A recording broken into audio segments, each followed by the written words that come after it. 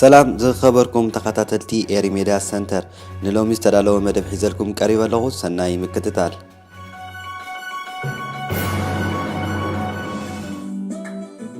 ሓጻር ዝኽር ዜማ ኣነ ዶዚ ደየ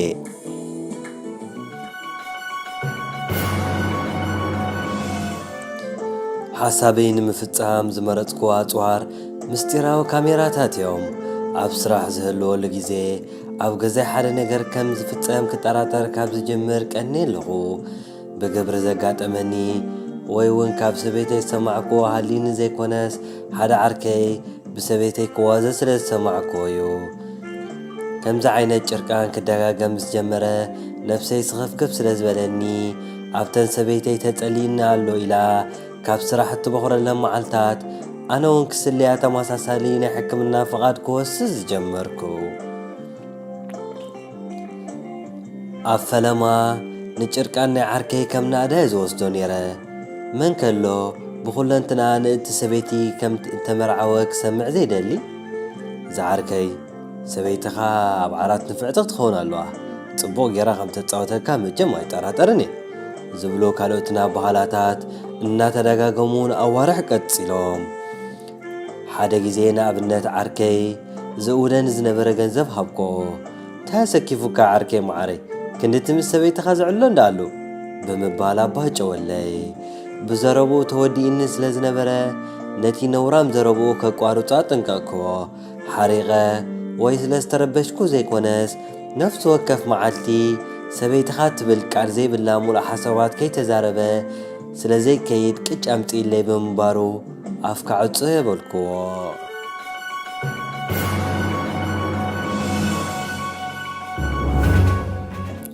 ብድሕሪ እዚ ንዓርከይ ድሕሪ ስራሕ ምዕዳም ኣቋረጽክዎ።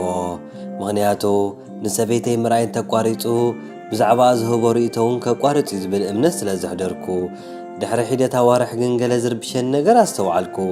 ንኮኑ ስራሕ ክወፍር እንከለኹ ንዓርከይ ንገዝኡ ከየላግስ ኣቐዲሙ ብናይ ጽሑፍ መልእኽቲ ኣብ ዝሓበረን ነፍሲ ወከፍ መዓልቲ ሰበይተይ ድማ እንድሕሪ ቀትሩ ካብ ስራሕ ተፈዲሰ ናብ ስራሕ ከይመጻመታን ስራሕ ስለ ዘይኣተኹስ ክትማልኣኒ ኢልካ ንስራሕ ኣይተላግስ ዝብል ሓፂር ናይ ጽሑፍ መልእኽቲ ናብ ሞባይለይ ትሰደደ ምንባራ ኣዝዩ ከተሓሳስበኒ ጀመረ። እዚ ከምዚ ዓይነት ፀወታ ኣብ ሓደ ወርሒ ንሳልሳይ ጊዜኡ ክሳብ ዘጋጥመኒ ፈጺሙ ይተረዳእኒ ነይሩ።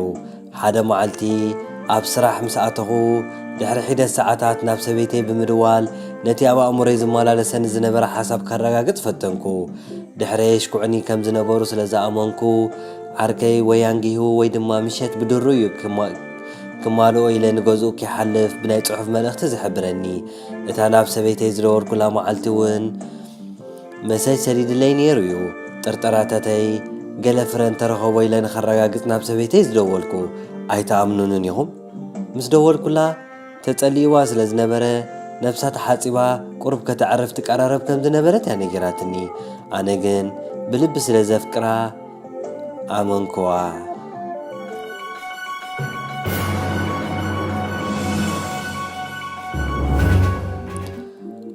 ኣብታ ሰዓበት ወርሒ እውን መለሳ ይነበሮን። ኩሉ ተግባራቶም ንጥርጣረይ ዘራጉድ እዩ ነይሩ። ሽዑየ ድማ ምኽሪ እንተረኸብኩ ኢለ ናብ ኢንተርነት ዘምራሕኩ። ናብ ኣዕሩኽተይ ወይ ቤተሰበይ ክኸይድ እውን ኣይደለኹን። ምኽንያቱ እቲ ዘጋጥመኒ ዘሎ ጉዳይ ኣዝዩ ዘሕንኽ እዩ።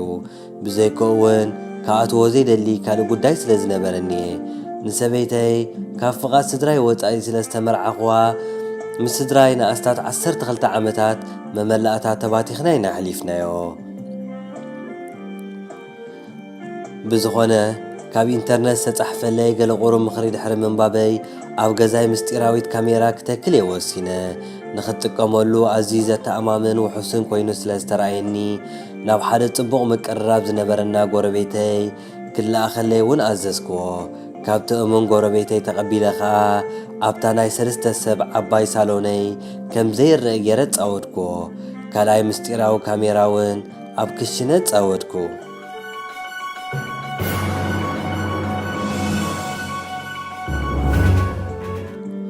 ዝገርም እዩ።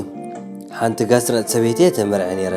ብርግጽ ኣብታ ምስጢራዊት ካሜራይ ደቂሶም ከለዉ ዘርኢ ቪድዮ ይጸንሐንን ኣብቲ ካሜራ ዝተኸልክሉ ዓቢ ሳሎን ኮይኖም ተሓዋቒፎም ክሰዓዓሙ ካሜራይ ካብ ዝሰነዶ ንጹር ቪድዮ እዩ። ተሓዋቒፎም ናብ መደቀሲ ክፍልና ድሕሪ ምምርሖም ከዓ እቲ ዝተረፈ ጥዩፍ ተግባራቶም ኣብ ኣእምሮይ ተሳኣለኒ።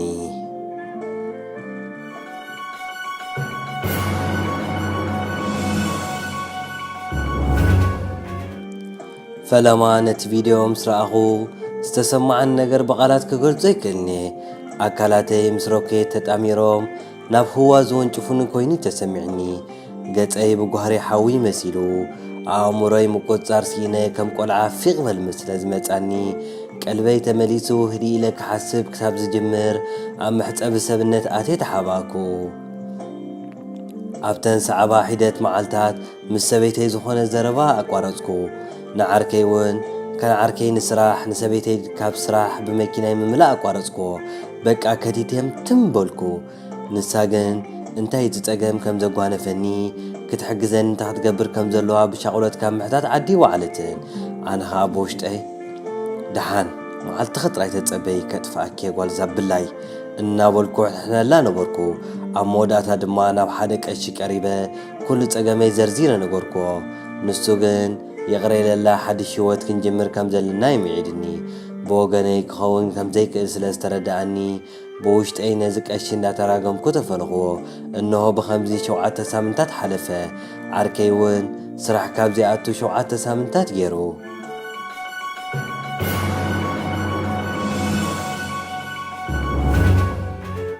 እዞም ስድታት ብድሕረይ ዝፍጽምዎ ብዕሉግ ተግባራቶም ክረኽበና ኢሎም እኳ ከይጠርጠሩ እንታይ ክገብሩ ከም ዝጀመረ እስከገምቱ ኣብታ ካሜራይ ዝኣሰርኩላ ዓባይ ሳሎን ኮይኖም ክፍጽሞን ከለዉ ዘርኢ ቪድዮ ረኺበ። ንለይቱ ንሰበይተይ ጸዊዐ ንኽልቲኡ ቪድዮታት ክትሪኦ ገበርኩ። ናብታ ዝደቀስኩላ ዓባይ ሳሎን ደፊአ ኮፍ ክትብል ኣዘዝክዋ። ላፕቶፕ ወሊዐ ድማ ክሳብ ዝውዳእ ዝኾነ ድምፂ ከየስምዐት ክዕዘብ ነገርክዋ። ሪኣ ምስ ወደአት መግለፂ እንተልይዋ እውን ሓተትክዋ። እንተዘየለ ካብ ገዛይ ክትወጻለይ ሓበርክዋ። ዝመለሰት ትመልስ ግን ክፈትሓ ምዃነይ ወዲአየ ነበርኩ። ኣብ መወዳእታ ክትብሎ ዝኸኣለት ነይሩ ግን ኣይተሓዘለይ። ግን ከዓ ሕጂ እውን የፍቅረከ ዝብል ጥራይ ነይሩ። መልሳ ግን ኣሽካዕላል ኮይኑ ስለ ዝተሰማዓኒ ዝያዳ ክንድድ ገይርኒ። ቁልጭ ኢልኒ ድማ ነታ ላፕቶፕ ናብ መንደቕ ኣላሃምኳ። ንዓኻ ብኽሳዳ ሓኒቐ ካብ ካንቸሎ ወጻኢ ናብቲ ሕላፍ ሰዓት ኮይኑ ጸሚዩ ዝነበረ ጎደና ወርወርክዋ። ማዕጾ ካንቸሎይ ብሓይሊ ረጊጠ እውን ንገዛ ኣተኹ።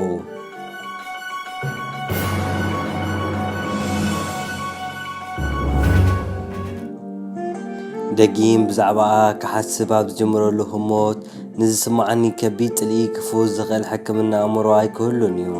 ብሰንካ ነብሰ ቅትለታዊ ጭንቀት ስለ ዘሕደርኩ ናይ ጭንቀት ከኒና ከም ቆሎ እናገሰምኩ ክሓልፎ ተገዲደ ኣለኹ። እንተንሳ እሞ ኣእምሮይ ብኽቱር ጽልኢ ዕቂልዎ ከም ዘሎ ፈሊጣ ዳግማይ ክዕረቕ ከም ዘይክእል ምግንዛባ ንሓኪመይ ሓቢራቶ ኣላ።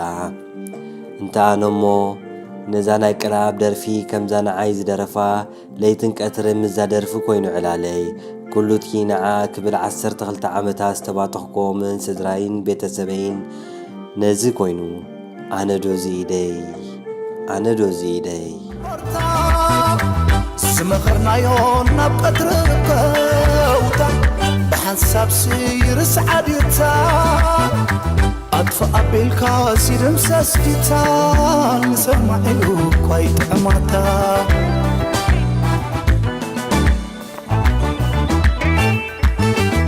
ኣነዶ ኸምዚ ኢደየ ኣነዶ ኸምዚ ኢደየ ኣነዶ ነዝፍተ ብውነት ኢለሰይ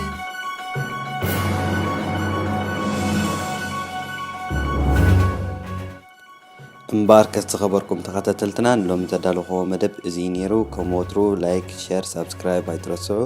ኣብ ቀጻሊ ክሳብ ንራኸብ ሰላም።